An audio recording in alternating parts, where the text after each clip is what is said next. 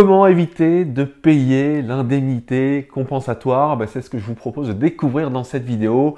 Mais avant de rentrer dans le vif du sujet, je vous invite à cliquer sur le bouton en bas à droite normalement de votre écran. Il doit se trouver à peu près par ici. De manière, si vous êtes motivé, vous allez trouver. Et rejoindre la communauté des papas divorcés et séparés. Je ne fais pas de ségrégation. Rejoignez donc des centaines de papas divorcés et soyez au courant des prochaines vidéos que je vais sortir dans les semaines qui vont venir. Voilà, maintenant parlons de l'indemnité compensatoire. Qu'est-ce que c'est et surtout comment éviter de la payer, tout simplement. Alors, l'indemnité compensatoire, c'est quelque chose généralement qu'on découvre au moment du divorce. Et généralement, c'est la mauvaise surprise parce qu'on se rend compte que l'indemnité, c'est une somme d'argent qu'on doit verser à l'ex-époux qui gagne moins bien sa vie. Bon, je ne vais pas rentrer plus dans les détails de ce que c'est les critères d'attribution. Il y a d'autres vidéos que vous pouvez retrouver sur la chaîne à ce sujet-là. Je vous mettrai les liens bien sûr en description et sur l'écran de fin de vidéo. Voilà, donc l'indemnité compensatoire, c'est donc une somme qui est souvent élevée et que vous devez verser à l'ex-conjoint, celui qui gagne moins bien sa vie. Alors, comment éviter de payer cette indemnité, cette somme d'argent qui est souvent importante et qui a des conséquences qui peuvent être assez dramatiques pour les finances, pour l'avenir, pour les projets de vie que vous avez par la suite, ça peut être très compliqué. Je pense notamment si vous voulez un jour faire un achat immobilier, si vous avez 120 000 € à rembourser, à donner à votre ex que vous pouvez étaler sur 8 années, vous voyez tout de suite que votre capacité d'emprunt, elle est morte. Donc ça peut avoir des conséquences quand même assez compliquées. Donc la meilleure méthode et la meilleure solution pour vous, c'est d'éviter de payer cette indemnité. Alors je ne vais pas y aller par 4 chemins. Moi, je n'ai pas payé cette indemnité compensatoire. Alors je vais d'abord vous parler de mon expérience et après je vous donnerai une autre astuce pour ne pas payer cette indemnité. Alors, au moment du divorce, de mon divorce, que mon ex-femme a entamé, donc c'était en 2012, en fait c'est simple, il y avait des circonstances particulières à notre séparation, du fait que il y avait des fautes commises à répétition par mon ex-femme. Moi j'avais spécialement rien demandé et donc j'ai négocié avec mon ex-femme de ne pas payer cette indemnité-là. Donc j'ai un petit peu utilisé l'argument que moi j'étais pas demandeur, qu'elle mettait fin à notre histoire, que c'était déjà suffisamment difficile comme ça, que j'allais payer une pension alimentaire, même si nous allions mettre en place une résidence alternée, donc la garde pour les enfants, et que du coup c'était hyper mal vu de sa part de demander en plus une somme d'argent en plus, sachant que c'était elle qui cassait en fait notre mariage. Donc voilà, en tout cas ça a fonctionné pour moi.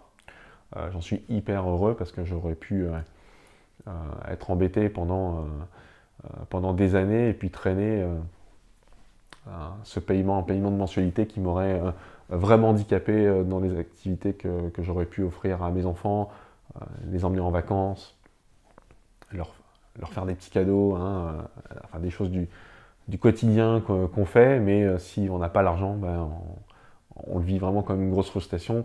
C'est déjà difficile de ne plus avoir ses enfants à temps complet, donc quand on les voit moins et qu'en plus on les voit moins, mais qu'on n'a pas d'argent pour faire des choses avec eux, c'est la double peine. Donc voilà pour mon expérience. Moi, comment j'ai fait pour éviter cette indemnité compensatoire. Maintenant, sachez que la seule méthode et la méthode ultime pour ne pas payer d'indemnité compensatoire, c'est d'avoir un accord avec votre ex-conjoint. Alors avoir un accord, c'est avoir un accord sur toutes les conséquences du divorce, dont le paiement ou non de l'indemnité compensatoire. C'est important du coup d'avoir une bonne relation avec son conjoint ou son ex-conjoint au moment de la séparation, du divorce. Avoir un accord, ça sous-entend d'avoir une bonne communication et donc de partager de manière assez transparente les conséquences du divorce et les impacts.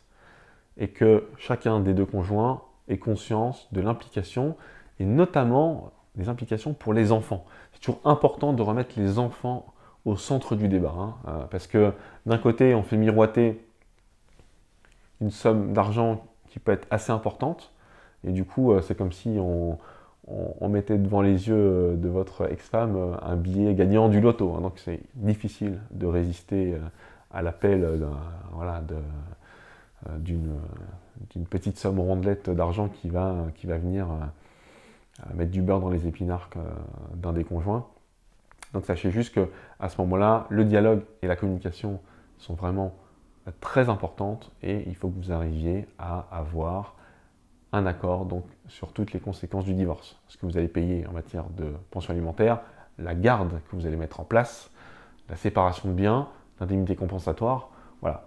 Il y a toutes ces choses-là à prendre en compte, mais si vous arrivez à obtenir un accord, et l'accord, ça peut être quand même de verser une pension compensatoire, mais de définir ensemble ce qui est raisonnable de payer et ce qui ne va pas vous amputer pour votre avenir, hein, ce qui ne va pas vous mettre à mal. Hein, et ça, c'est vraiment hyper important. Donc peut-être qu'à ce moment-là, vous divorcez d'un commun accord, ou s'il y a une faute, vous pouvez avancer cet argument-là à un moment donné dans votre négociation avec votre ex en disant voilà, ok, tu mentionnes l'indemnité compensatoire, mais ben voilà, sache juste que moi, pour me loger, ça va être compliqué, pour accueillir les enfants correctement, ça va être compliqué, est-ce que c'est vraiment ça que tu veux, quoi?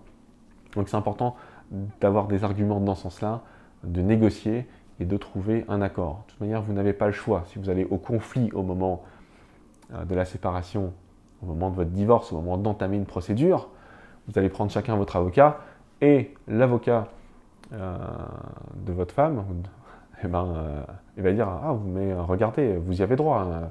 Vous gagnez largement moins, vous avez pris un congé parental, vous avez travaillé à temps partiel pendant 3 ans, vous êtes en droit de l'avoir et voilà ce que vous allez pouvoir toucher. » Donc à ce moment-là, si vous êtes en conflit, l'autre en face, ce qu'il va vouloir faire, c'est vous saigner, hein, vous faire payer. Si jamais vous êtes la source, malheureusement, de votre séparation, il se peut qu'il y ait un esprit de vengeance et que cet esprit de vengeance pousse votre ex-conjoint à demander cette indemnité compensatoire. Donc, pour résumer, vous avez 2 choix. C'est mettre en avant la faute pour annuler la demande d'indemnité compensatoire, à mettre à mal le côté éthique. Et deuxièmement, et c'est pour moi la meilleure solution, c'est d'avoir un accord, d'avoir une bonne communication, une bonne entente avec votre conjoint au moment de la séparation. Alors, si vous voulez aller plus loin et avoir plus d'informations sur ces sujets-là, sachez juste que j'offre 2 formations gratuites. Donc la première, c'est sur la séparation et ses conséquences. On va passer en revue toutes les conséquences du divorce pour vous aider à prendre le meilleur départ possible. Il y a plein de choses à ne pas négliger, mais qu'on voit souvent venir après coup, et c'est trop tard dans la procédure, et malheureusement, ça a des conséquences négatives longtemps après dans votre vie. Donc, prenez ces astuces, prenez le meilleur départ pour votre séparation. Alors, je vous donne le descriptif dans le lien ici, mais aussi sur l'écran de fin de vidéo. Et deuxièmement, je mets à votre disposition un plan d'action pour mettre fin au conflit avec votre ex. C'est un plan d'action qui est faisable en 30 jours.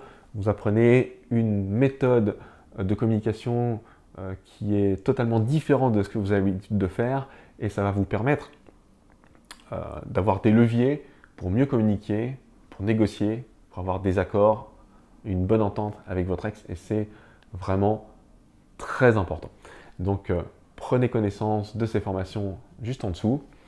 J'espère que cette vidéo vous a plu. Si c'est le cas, je vous invite tout simplement à la liker. Vous cliquez sur le petit pouce par là.